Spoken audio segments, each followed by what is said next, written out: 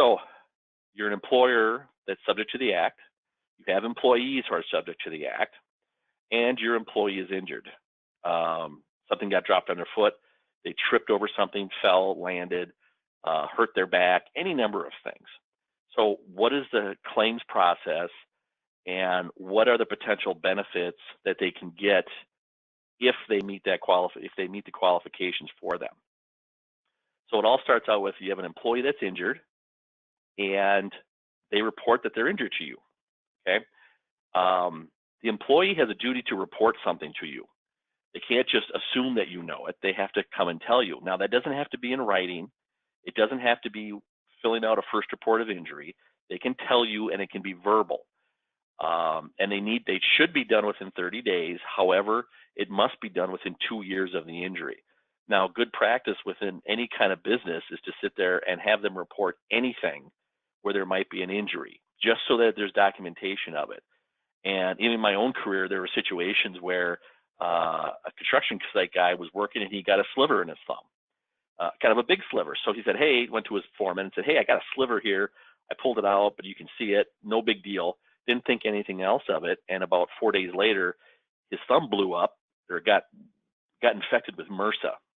And it was the same thumb, same in what it got infected. And he had about $30,000 or $40,000 in antibiotic treatment.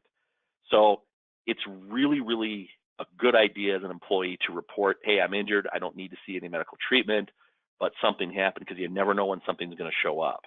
And so that's just really good practice that I would encourage you do with your employees.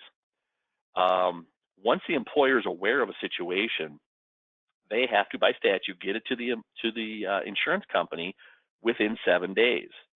They need to have it reported. I would suggest even sooner than that, as soon as possible. The quicker you get a claim set up and handled, the better.